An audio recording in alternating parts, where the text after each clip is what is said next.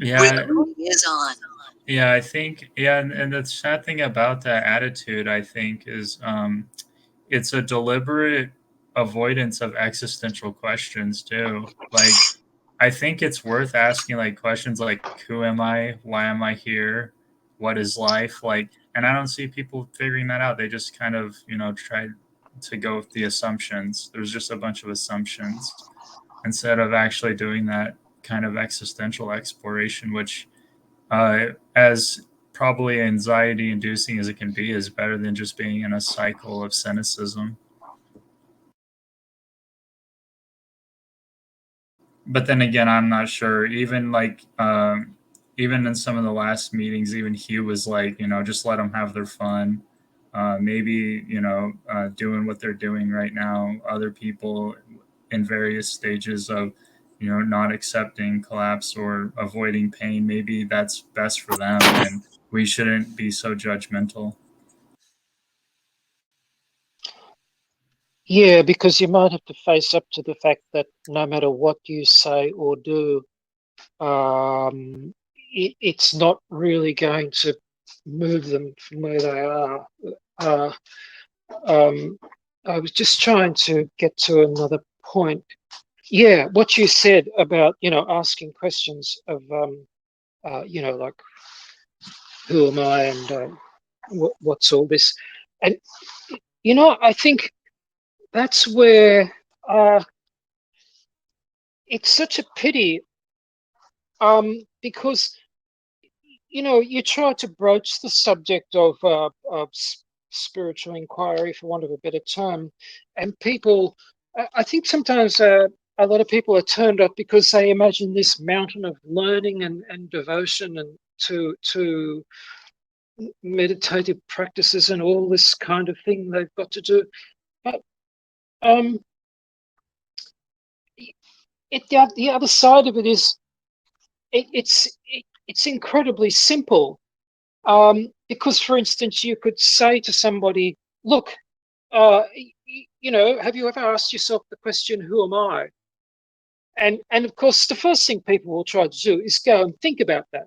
Who am I? Or my name and all the usual things they go to, my identity, or I'm a human being on the planet, and blah blah. Think, and then they and of course, well, if you said to them a simple thing, which is ask yourself, who am I? But don't try to answer the question with any words. Just leave your mind out of it. Just ask, who am I? And do nothing and say nothing and think nothing. And that just, there's a possibility that for some people that will be sufficient to put them out of their alien cortex and possibly even wake some of them up. Um, uh, uh, you know, but we don't give we seem to give people the complex version of this. I don't know whether it's just my personal take on this, but to me, spirituality, the whole thing's absolutely simple, and the teaching is over in like 30 seconds, and all the rest of it, well, you can go through all that if you want to, but uh, I mean, that might be a way to tackle this issue of the fact that most people just don't get this and aren't drawn to it.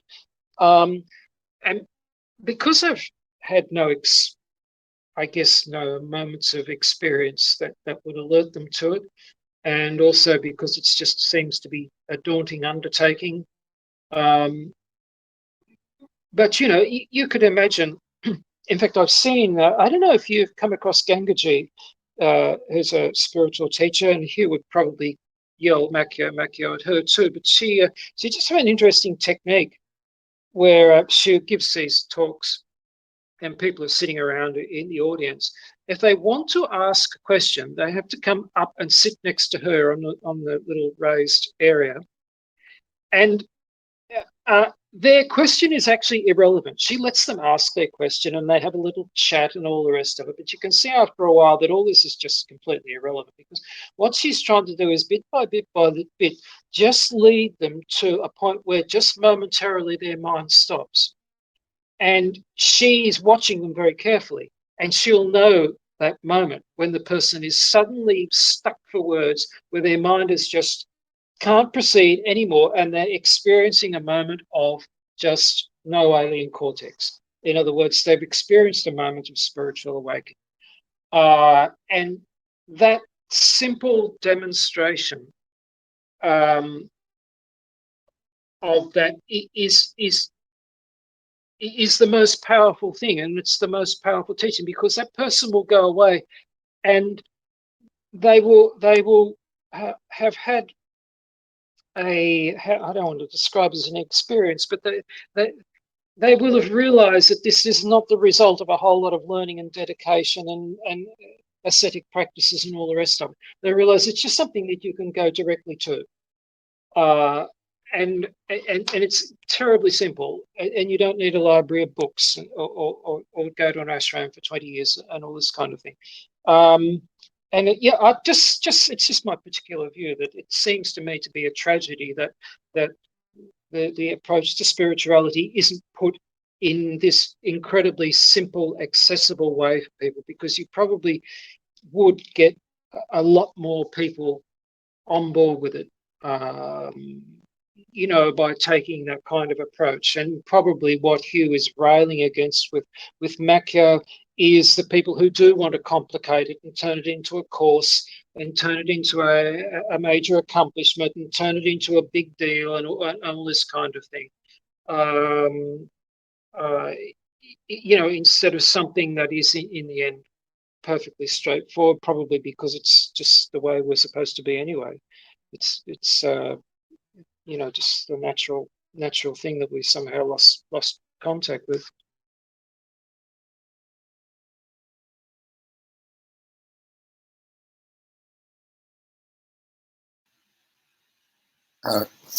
Gary, all that is really interesting. I just observed in the chat that it reminds me, the way you're describing it reminds me of how Taoism characterizes thought. It's kind of a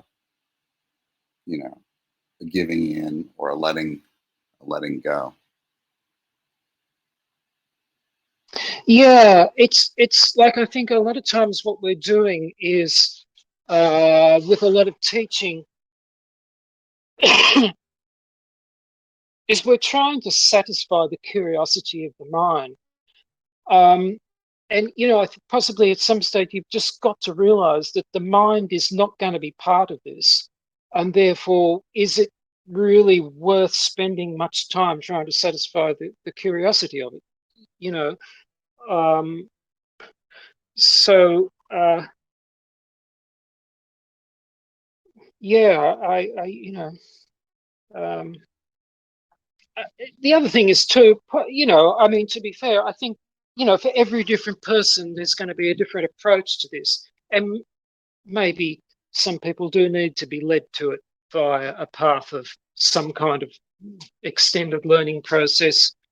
And that will work for them.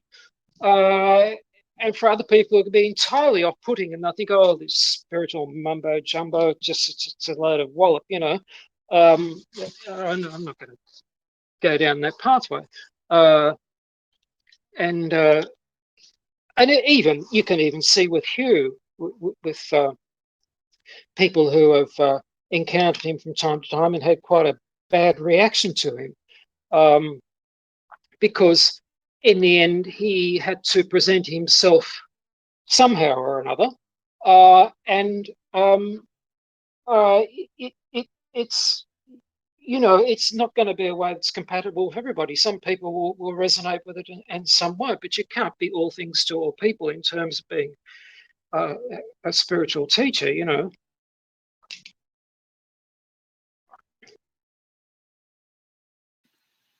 Gary, I'm sorry to divert. I have something I wanted to get out. I think I chatted with you about it. To Going South, I don't know if you're still there. Did you want to go back to the climate thing for a while? Do you want Well, I to just do wanted, that, or? if I could, if it's okay, what do you Yeah, think? yes, I think so. Yeah, we've. I think we can lead the spiritual thing, and I agree with you. If you want I to just want to get do in that. this. Thanks. That going Yeah, south, sure. I listened to your, I viewed your presentation. I think it was last session or the session before, and I totally agree. And I only have a coda, which is, I was born in 1960. I don't know when what your birth year is, but I've been, I reflected way back when I first encountered the data that I think they began the measurements for the Keeling curve in 1958. And, if you're a scientist, when I was in high school and in college, I learned what the scientific method is, obviously. And, you need a certain amount of data to be statistically significant. So I reflected that 1958 to 68. So by 1968, they had 10 years of Keeling curve of measurements. And it was pretty clear that it was going up. That a key gases in the environment was not steady state, was increasing. And any scientist worth his or her salt would have concluded that something is changing already at a fairly rapid clip. And I think the second point, I would have been 8 years old when the scientific community had the evidence that, whoa, we've already initiated a change, quite obviously, based again on the fact that the mechanism of change was known by modern science since Svante, Arrhenius, and others almost 100 years before. But then a second milestone, in terms of the scientific method, scientists would reasonably say we need another correlative. In other words, we need another set of measurements from a different source. And that source would come from the ice core drilling. And ice core drilling began in the 50s, but they did not have the technology to measure accurately the isotopes and isolate them. They didn't have the instrumentation. They couldn't do microscopic gas chromatograph, gas analysis, and so forth until the 70s and 80s. And it was the Greenland sites, and operated mainly by the Europeans, and the Vostok site in the Antarctic, where the ice core work was done. Much of it, the kind of ice core work that they finally had the instrumentation. I'm going to put the citation here. It's a very easy. Jason, you're muffled again. You're something with your microphone.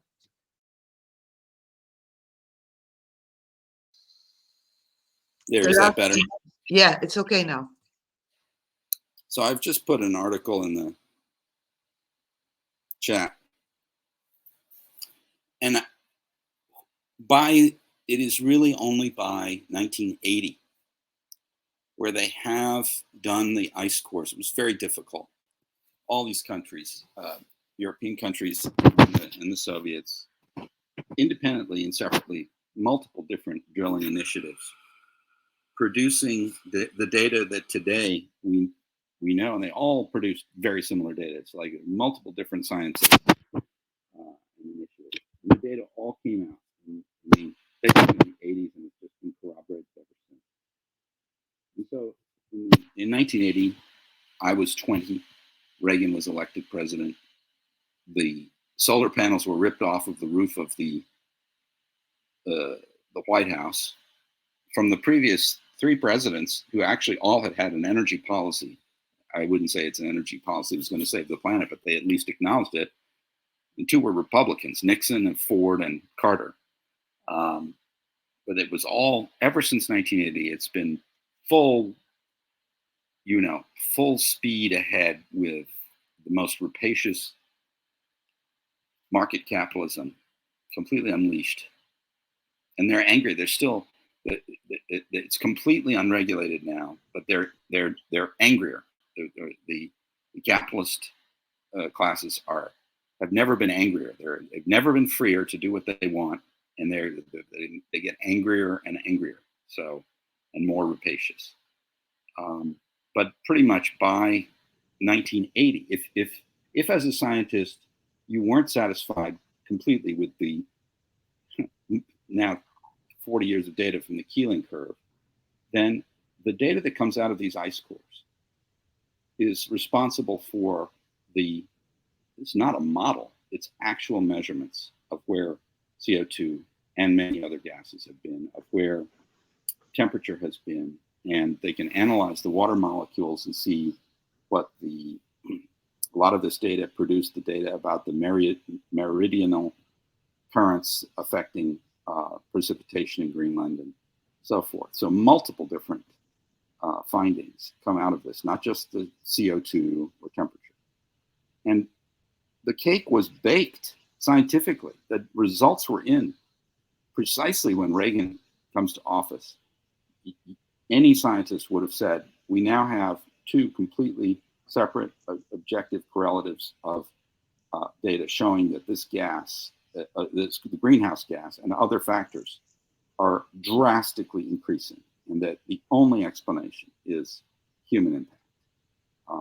They're able to control and measure the cosmological impacts, the solar, the radiation, all those cycles. Those have some significance, but there's no way that those cycles are responsible for what's happening.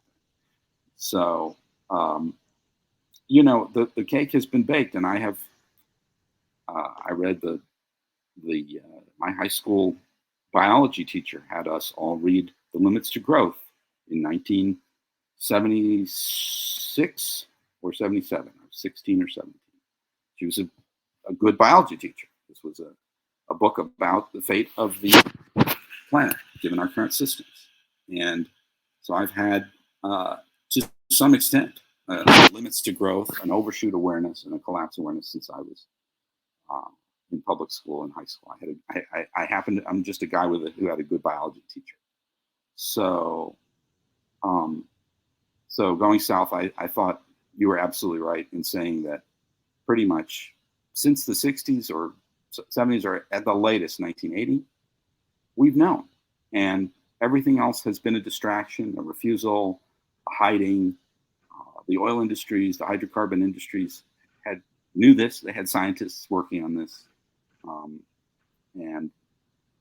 It's kind of sobering, and I think it just, in some ways, it's we're so further down the path now that I've accepted that there's nothing we're going to do. I mean, you can just look at how we're behaving, how the nation states of the world are behaving.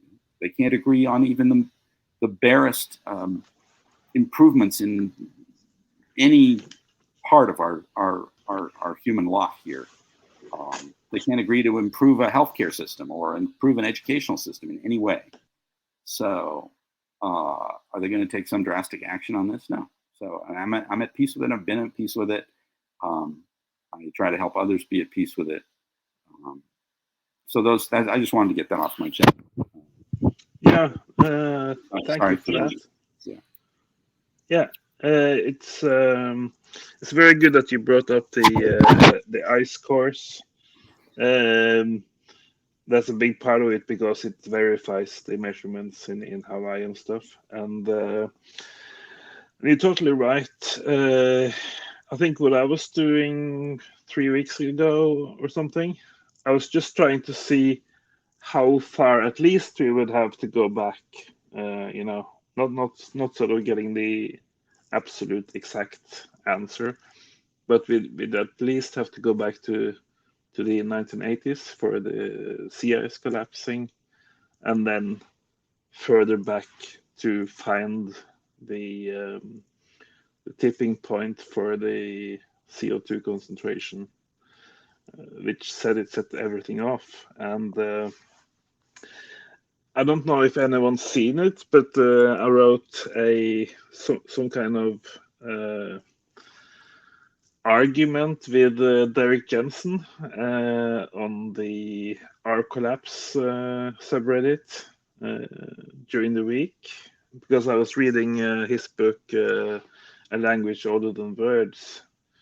And what I was doing in there that ties in with what you were talking about is that I was trying to find, because the CO2 concentration curve is of course caused by us people, us humans. So I was trying to find what about us humans caused us to go down this road, right? And then in year 2000, that's when Derek's Language Shorter Than Words came out. He's suggesting in that book that it was all down to this René Descartes, this French philosopher who came up with the cogito ergo sum, the I think therefore I am. So I was just feeling that Derek Jensen was putting a lot of blame on this one French philosopher to get us into the industrial era and stuff. So it's a long text that I wrote, and I serve up a lot of other sort of turning points in human development. And I think it's really hard to pin down when humans strayed from the ecological path. I think maybe the most objective point would have to be the invention of agriculture. You know, when we studied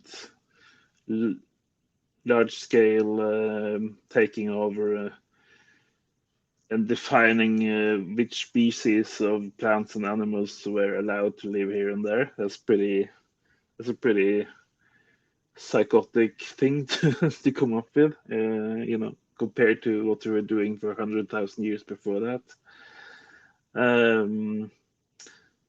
But I kind of end up with my Norwegian favorite philosopher, Zapfe, who basically has been saying since the 1930s that the big problem with humans and leading to overshoot and collapse is that we are way too clever for this world, that we are the way we are created, or you know, the way humans are as an animal. We're way too clever with our opposing thumbs and our big brains and stuff, so we would have messed up anyway, you know, no matter the details of world history, we would have gone down this path sooner or later anyway. So, and just interesting to see if we sort of leave the ice tipping points and the CO2 tipping points and go back to human history itself, and trying to find a tipping point for when we lost all senses. You know, I don't know if you have any thoughts about that, but that could be an interesting discussion.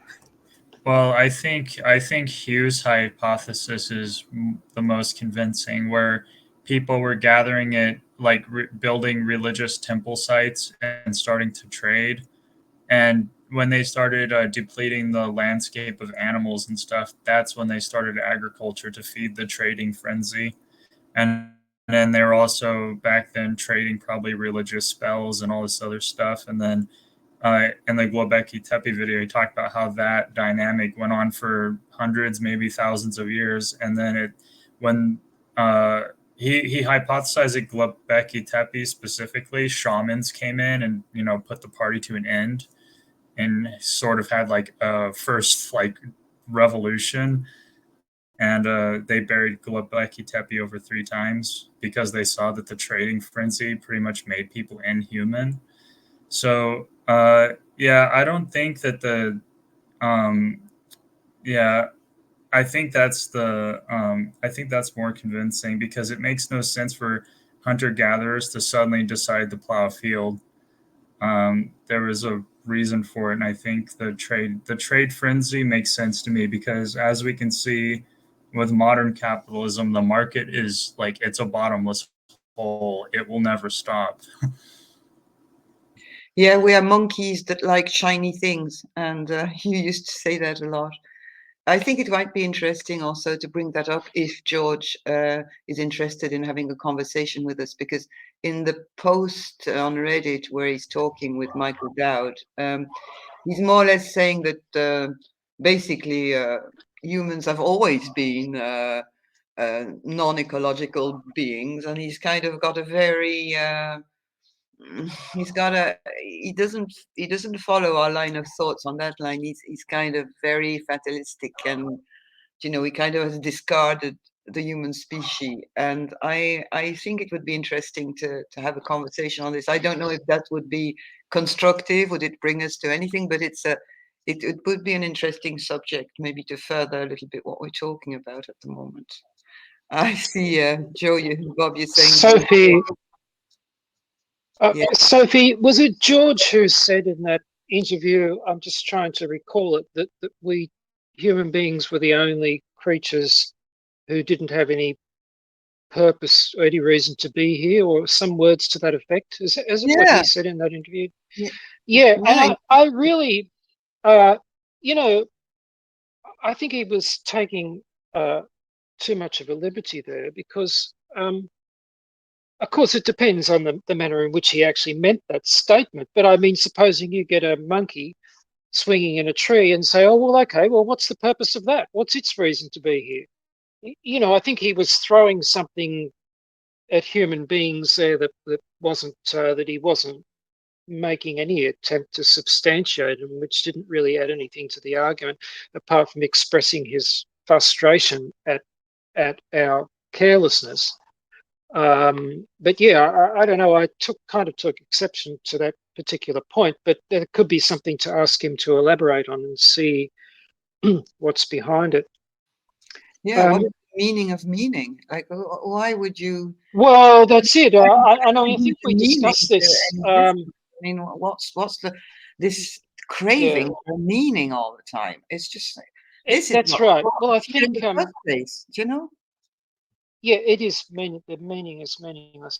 I think I've got a feeling I mentioned this some time ago, but not just briefly in one of the meetings, that uh, the feeling that meaning is something that comes from outside of a uh, situation, or if you ask what the meaning of something is, it require the meaning comes from somewhere outside of what the thing is.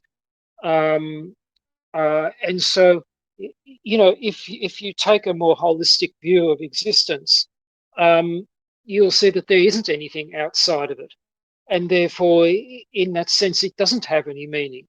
It just is what it is.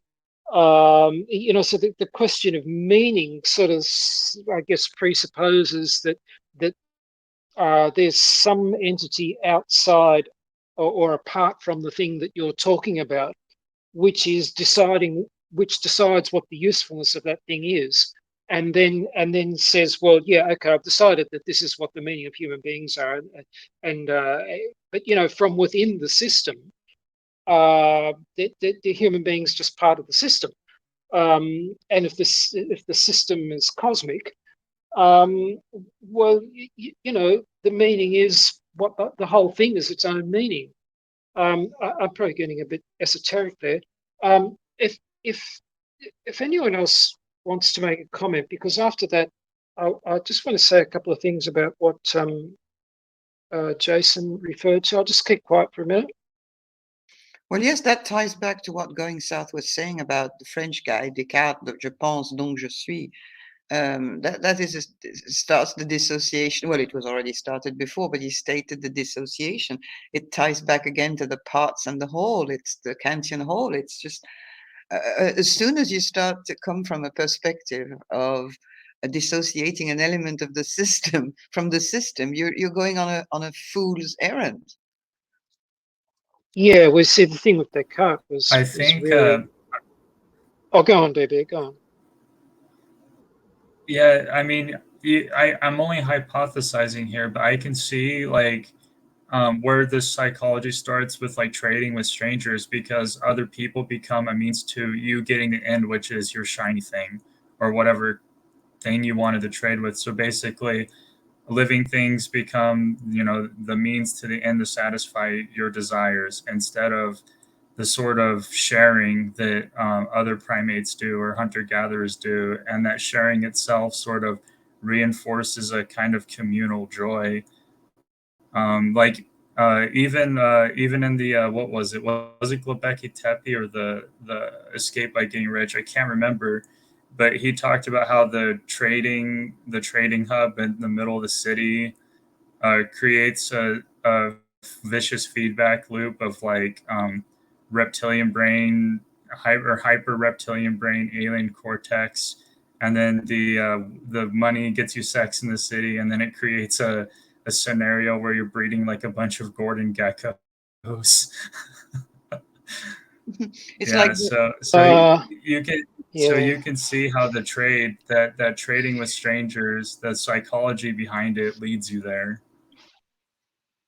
yeah. Can I go into because you're talking about Göbekli Tepe's kind of feeding frenzy on the marketplace, which links back, I think, to what Jason mentioned. I think about the sort of rapacious class that has really swung into action since the 1980s.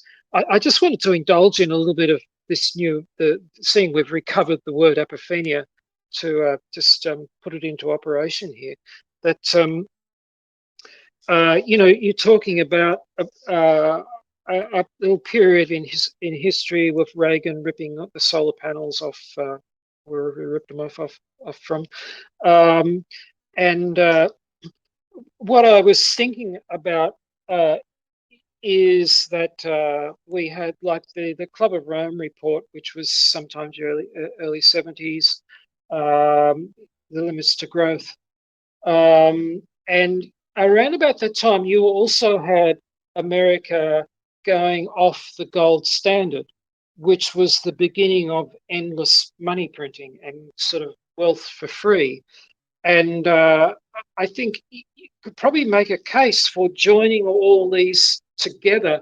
That 1980 might have, around that time, might have been the last possible viable off ramp from terminal ecological destruction in terms of the um, the, the the the atmospheric gas concentrations.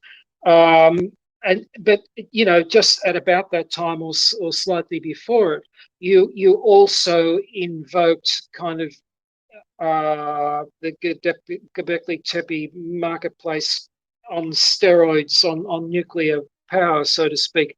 By going off the gold standard, by getting in, by sort of basically just leaving the door open to the most rapacious forms of capitalism and excess.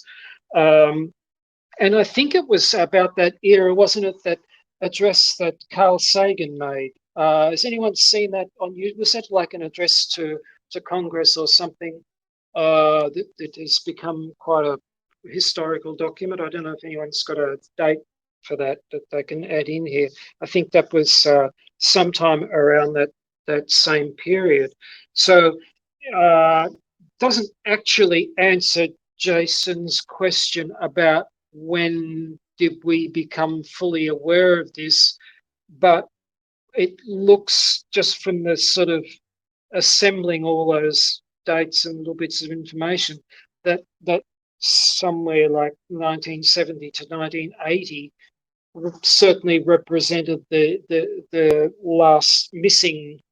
last possible exit ramp, and beyond that, we're probably just stuck on this now.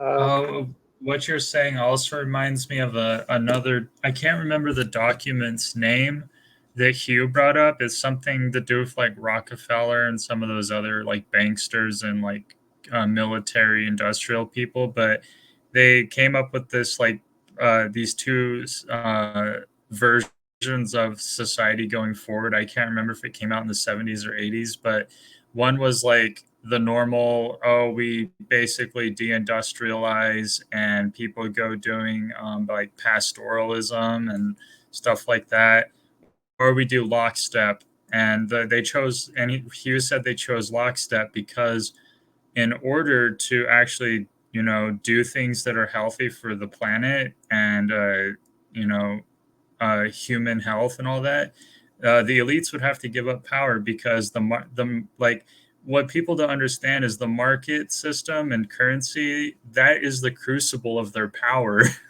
That son of a bitch is the crucible of their power. They're not gonna freaking take a wrench and start unscrewing it and then just, you know, give up their palaces. There's This came up.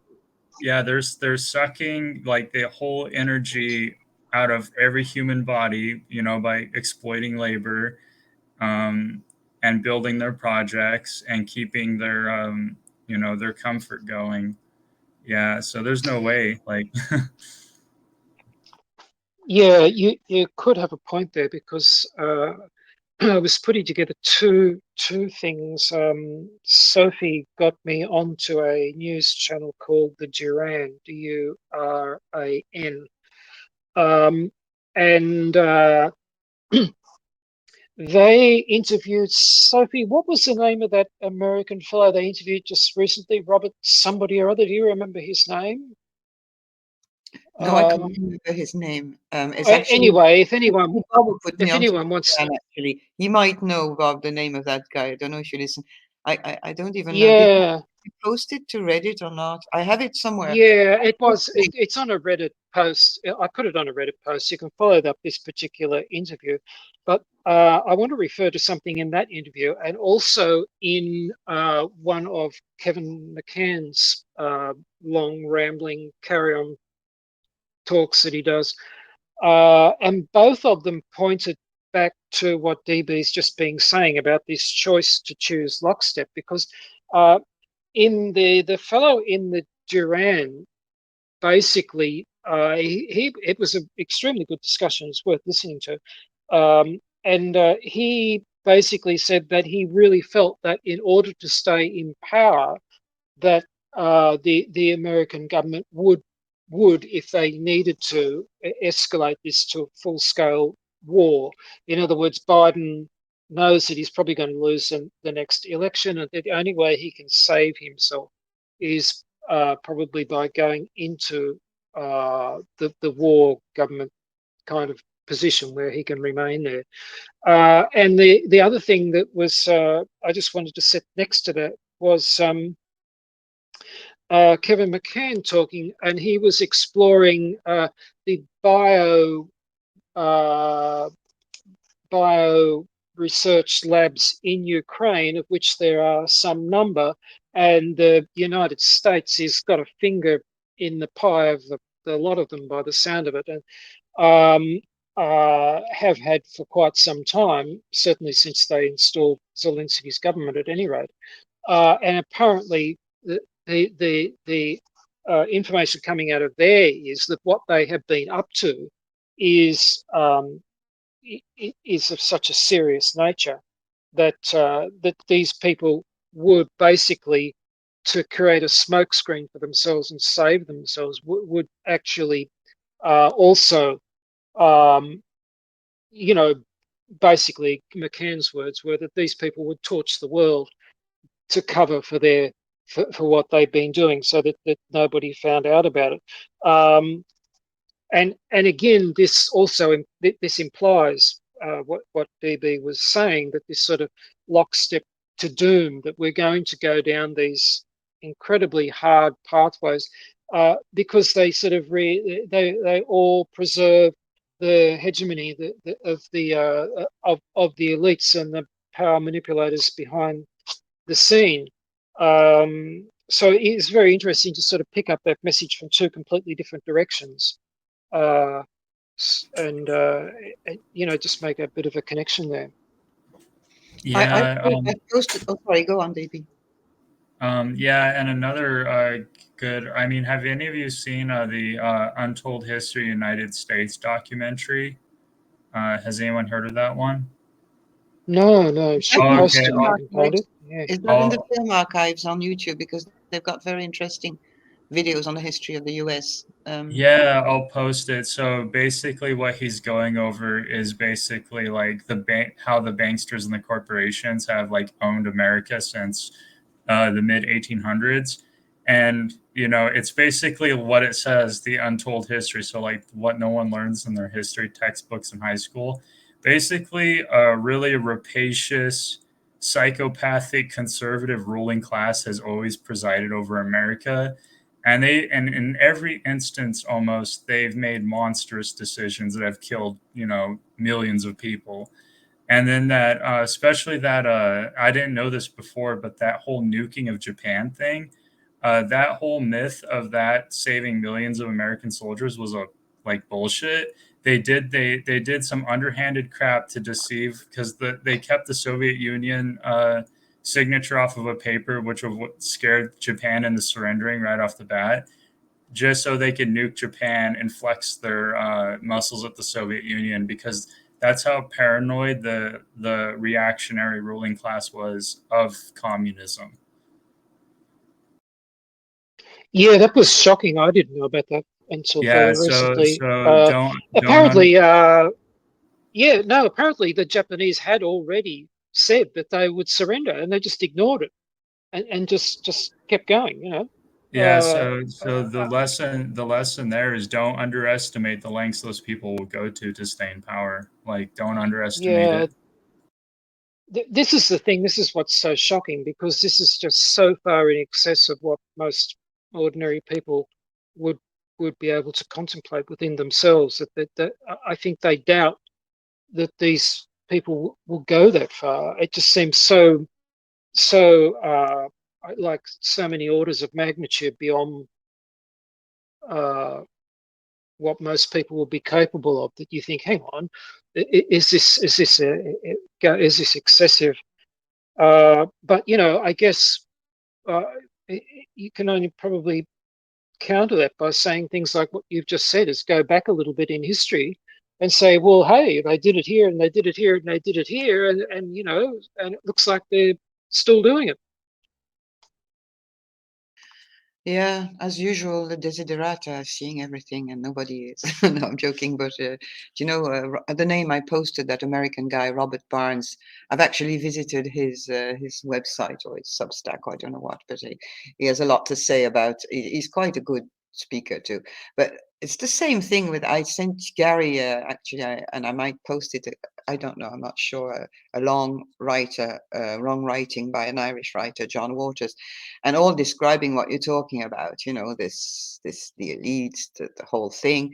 And we're going back to where we were earlier in the conversation. Most of these guys have got blinders when it comes, number one, to the climate, and number two, to human agency and all that, human's role in it, and also they all they just not they're avoiding certain issues. It's just really. Well, this seems to be typical of the right.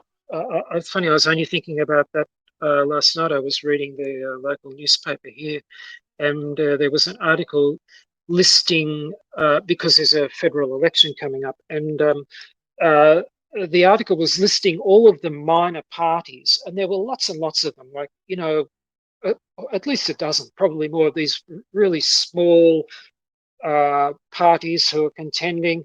And I'm reading down the little list of them, and almost all of them were right-leaning parties, and every one of them had exactly what you're referring to. They had some things were spot on, and they really seemed to understand it, but then they would just go off onto this irrational stuff. That the climate crisis doesn't exist, or that I don't know.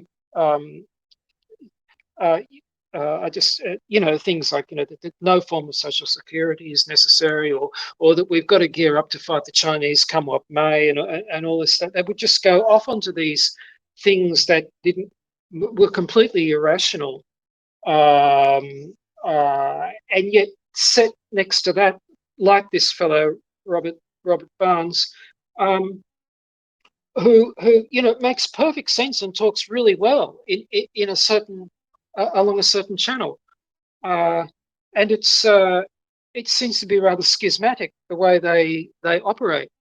Uh, Almost to the extent that I began to wonder whether they were only making sense on a particular narrow channel of thought just to simply bait people and get support, but they didn't actually believe in it themselves. They didn't even believe that in themselves.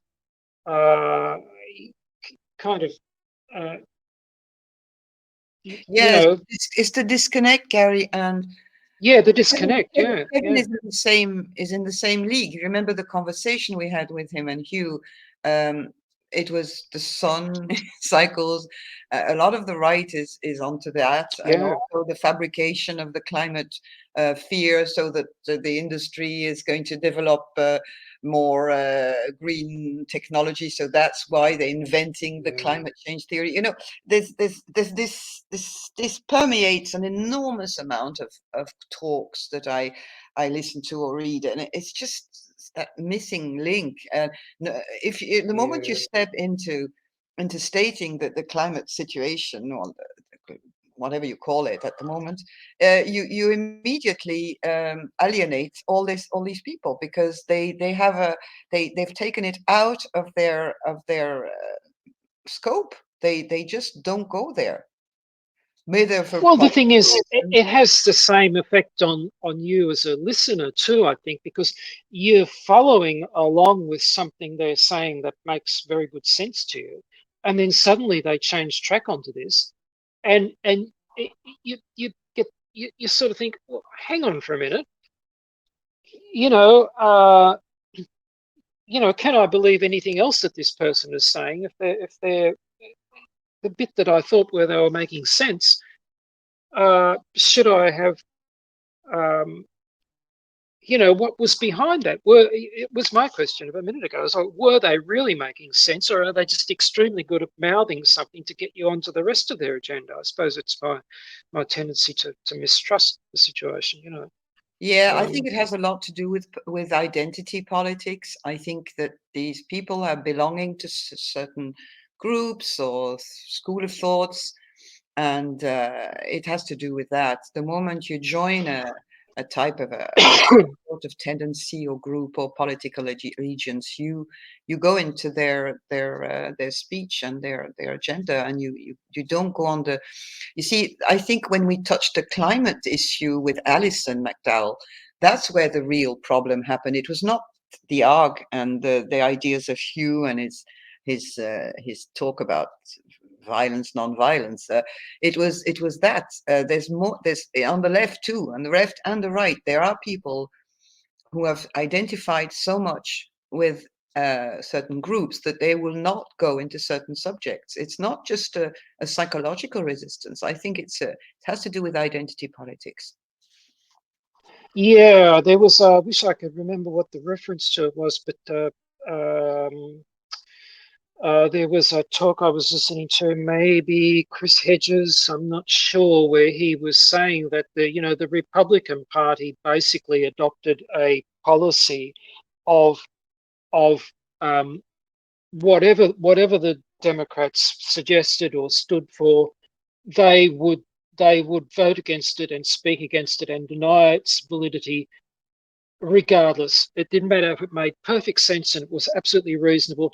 They would just simply do it as a political strategy, that whatever the lefts or the Democrats were suggesting, and so that would automatically include, no matter what they might have thought of climate change, even if they were willing to entertain it at all, that they still would have denied it, just on the grounds of maintaining a united brick wall against the opposition, and so you get into these ridiculous situations, and then of course, you know, other people who are aligned, more aligned with the right, I guess they just absorb that and say they don't realize it's just being done for a cynical political purpose. They absorb that as being, oh, these authority figures are saying that this is rubbish, and therefore, therefore I have to believe that it's rubbish too. They don't realize that that's not the reason, not necessarily the reason why the particular thing was being denied. Um, so you get into Well, this frightful morass. I think that's where Yeah, Robert Barnes' talk was. Sorry, DB, I'll finish. I think that's where Robert Barnes' talk was particularly good because in that it was very easy to get a picture of the absolute morass of political chicanery that's going on. You really got a good glimpse into that cesspit listening to him. Sorry, DB, go ahead. yeah. One of the things I was going to say that will probably help us understand that phenomenon. So, I think the most useful thing Noam Chomsky did for us was, well, he wrote it with this other guy, this book called Manufacturing Consent. I think the other guy that helped write it was like some guy called Ed Herman or something, Noam Chomsky and Ed Herman. And they did for the last filter of the media system. And the old version of the book was just anti-communism because America's ruling class is super paranoid about communism. But they amended the book because they thought that the anti-communism, 'cause I think that's the most important filter, the fifth filter of the media system. So they amended that and said it's not anti-communism because that's too narrow. They said the fifth filter is whoever the media trains you to hate. So the liberal media is teaching the people who buy into the liberal ideology to hate the conservatives, and then they give them all these like psychological reasons to stir them up to hate them, and then the Fox News or whatever Republican media stirs up the conservative people or Republican people, and manipulates all their emotions to hate the liberals and then blame them for why society is going bad and vice versa. And so they never talk and they never find a common ground. It's just like voting against each other because it's this irrational Yeah, fear, a total fear, and people are not seeing each other's humanity. They're living in this intellectualism. It's the alien cortex trying to put everything in the box, so to speak, instead of opening up, letting the universe in, letting other people in, and trying to find what do you call it? A kind of consensus reality, a cosmic context to understand what's actually going on. It's just you can smell the fear. Yeah, it's not good. But yeah, it's all I think retreated. sorry, I just think when you said that, I think there's a darker reason behind all this. The deafening silence of the people who are got platforms on YouTube and various other ones who don't approach the climate thing. I think it's all part of this that they know, not the people who are talking, but the people who are trying to do this managed extinction and who are completely trying to implement their transhumanist agenda and all that because they know and they want us to go down as slaves, and they are going to silence anything by manipulating, whether by political means or financial means, anything that would put people in front of the reality of the extinctions, of the disappearance of ecosystems, of not just the climate, but of that everything on our earth that's going to shit. And I think this deafening silence is created knowingly, and unfortunately a lot of those people like Kevin or John Barnes and maybe unwittingly are carrying on the agenda of those elites and various powers that be that know since the limit to growth and that things are going down, and there's no need to go any further. I think it's that is what is happening, and we will not we will be screaming in the desert, I think, when we keep talking about this, because no main platforms or medias will look at deep green resistance is working for more than 20 years on this. The Monkey Wrench Gang was written in the 70s, I think, was it, or the 80s? I can't remember. I mean, all these things that we cherish and know and read and everything, they never got to the mainstream. They just won't. They won't. Yeah, that's true. Oh, go ahead, going south. Yeah, I would just like to say to Gary before everyone forgets about it. I was just going to comment that the right that you were talking about, the right is actually correct in that the left on climate is talking rubbish or whatever you called it, because if you analyze what the left or politicians in general who so-called believe in climate are saying about it, they're like net zero in 2070, and you have to cut carbon emissions by half by 2030, that kind of stuff, which are all good, but it's like 50 or 100 years too late. So it's like some of the words they use may not be wrong per se when they talk about climate, but it's just that their whole framing and their packaging and their solutions and stuff and their time frames are totally out of whack, so that the whole thing ends up being just a big lie, or just a big what do you call that? Just a big false Like hope. subterfuge. Yeah. Yeah, No, I agree with you. A false hope that we still have agency and it's still not too late to do something. Yeah. No, I quite agree with you. I was only making the point so far as just denying the existence of climate change. I really didn't mean it to be going any further. It's quite true what you say, that the left does not have any kind of solution or realistic view of it, but that at least they do acknowledge that there's some phenomena occurring, and I only meant the point just that far. But it's very. I think it's very amusing that even there, where we can concede that the left does understand that there is a quote climate problem, even there they are wrong, because from the Gaia hypothesis, the Gaia theory, with the Earth taking care of itself, as a superorganism, it's actually not a problem but a solution, and the problem is human overshoot, right? So even there, where we can accept that, the left in politics has understood that we have a climate problem, even that is wrong. Yeah, you're quite right. I mean, I guess it just comes down to the fact that if you only listen to the right, there will be absolutely nothing in that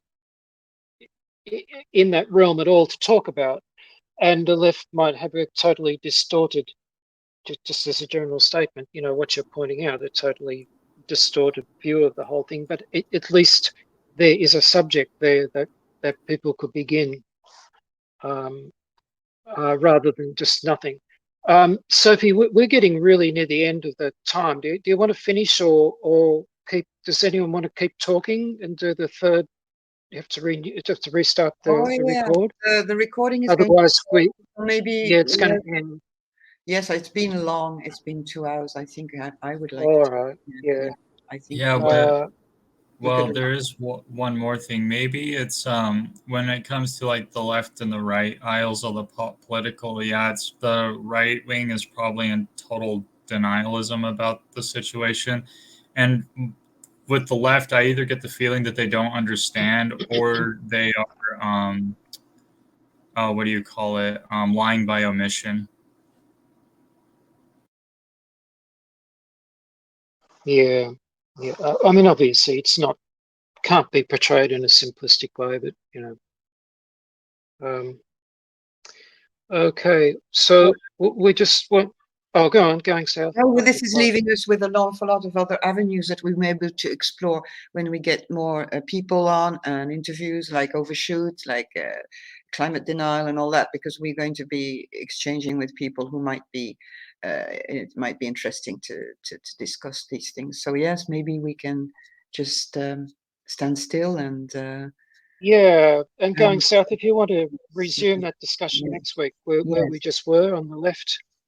So yeah, we'll just take 30 seconds to be quiet if we, and